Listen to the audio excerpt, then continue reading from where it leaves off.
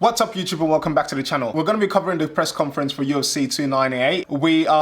This is crazy. It's got so many big names in this, and he's got the cuckold himself that's come out of his dungeon. He's now finally decided to join us after avoiding two press conferences where he was going to get cooked for being an absolute cuck by Sean Strickland. Listen here, you guys. And obviously, Colby Covington, the absolute disappointment that he is. He definitely delivers on the mic, and he was definitely going to cook Ian Gary, but he decided to take a sick day, as you do when you don't want to show up to work. I'm going to go into this straight away. As you can tell, it's just going to be Old Man Volk. Old Man Volk is came to steal the show, and he is in character. He was unbelievable in the little skit, if you guys have seen it. Unbelievable. Volk is really bringing something different into the press conferences. Bit of character. Literally, like he's actually playing a character. That's absolutely insane. Ilia absolutely just playing the heel, but trying to bully Volk, not giving Volk any respect, just absolutely being a maniac.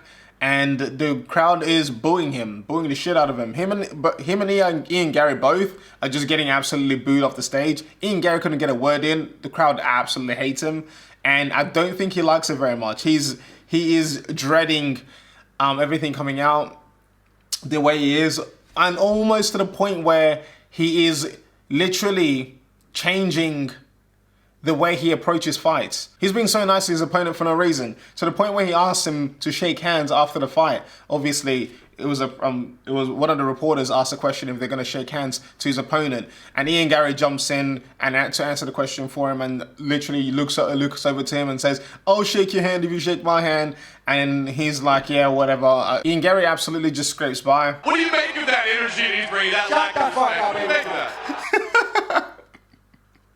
I love when they just ask Ilia a simple question. Before the reporter even finishes his question, Ilia's already just yelling, "Shut the fuck up, everybody, shut the..." He's just telling them that they're all gonna be fans anyway, so they should just shut up. Crazy part is that he's super, super confident in this. I hate to draw the comparison, but it is very, very comparable to McGregor versus Jose Aldo.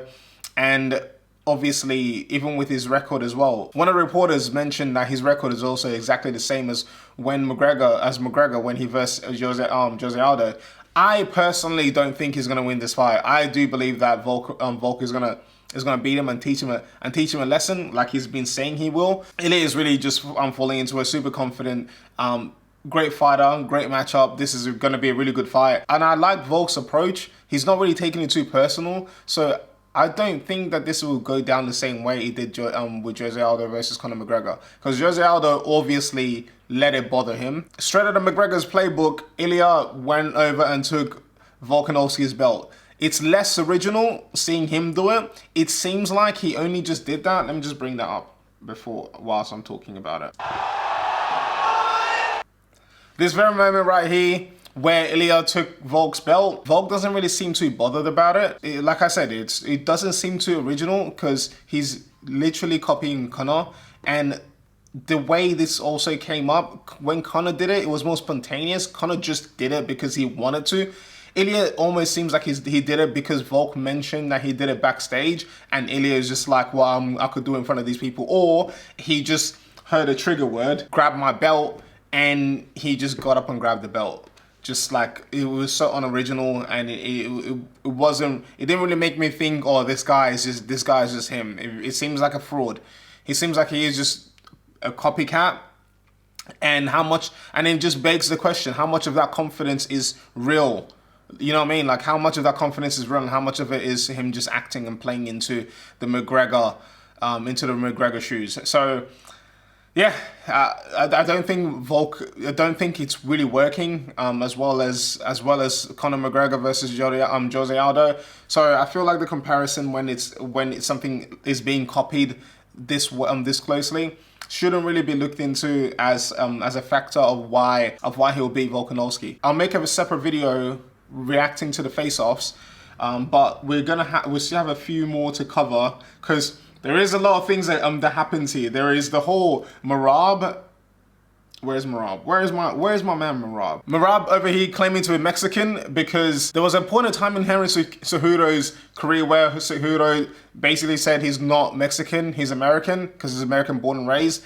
and he competed, I believe, for America in wrestling, winning the gold medal. So he claims American, and Henry Cejudo and Merab basically is taking a dig at that and saying, I'll do this for Mexico. Mexico needs a representative, and he will be the representative. Forget Georgia.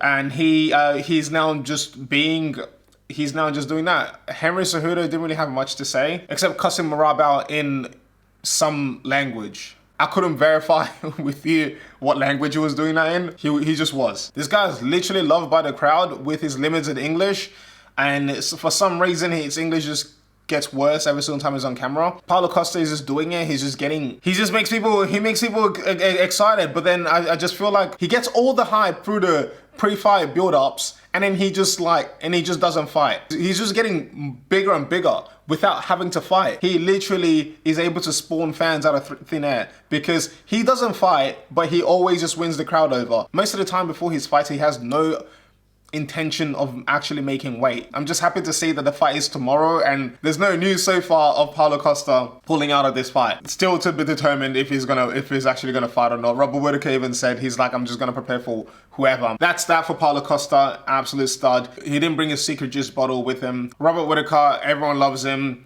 Rob just says what he say the same thing. I love how Paulo Costa basically says that like, after beating Robert Whittaker, there is no choice. He just has to go for the title, which is fair enough. But Robert Whittaker, between them two, I think I want to go for. Between them two, I'd actually have to go for Robert Whittaker, although Paulo Costa can definitely get it done. But I just don't trust this cardio. I know it's 3 rounds, and the last time he fought, it was Luke Rockhold, and that was during the Leon Edwards versus Kamaru Usman part 2. There was crazy amounts of altitude, and everyone in our card was getting gassed out anyway. So that's that. We'll give him the benefit of the doubt, but I've just been seeing him being too sloppy, and I just believe that Robert Whittaker can do it. But I can 1,000,000% be wrong, and you can't count out Paulo Costa in this one. But I do believe Robert Whittaker is the more professional of the two of them, and I think that will get him over the edge. Cock. Every single one of you is talking about me. Every single one of you here is here to see me. I'm gonna get my hand raised Saturday night, and I'm gonna start into every single one of you. I'm gonna do what I do best. I'm gonna show up. I'm gonna show up. It's not even an accent, it's just his voice. Why is his voice so irritating? So I'm gonna silence every single one of you. He's just an annoying guy. He's just an extremely annoying guy, very unlikable. But he does look like, what's it from Baki? Baki's brother's name? From the show, obviously, Baki. Well, he looks like that bloke. You know who I'm talking about. And yeah, man, that's about it. Absolutely stacked card. If I've missed anything, I do think Ian Gary's gonna win, and I also think Merab gets it done against Henry Cejudo. I'd like to see how Henry Cejudo comes in and how that fight will go down. I wonder if Merab. I'm pretty sure Merab is gonna out wrestle him. Crazy to say, right? But I think Merab's gonna wrestle him.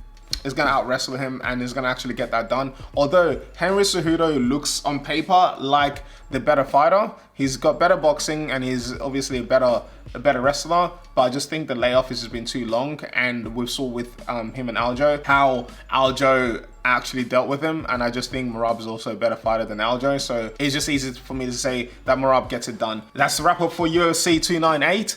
We'll be back with you with another video of the face-off that literally just happened a few hours ago. So I'm actually gonna be early to that for once. I'm about a day late for the presser, but I'll be back with another banger. Of course, subscribe to the channel, hit the notification bell so you don't miss an upload, and obviously like and comment. I want to hear your takes. I want to see who you have for the main event for Volkanovski against Ilia. And yeah, man, just have a good day. Get out of here.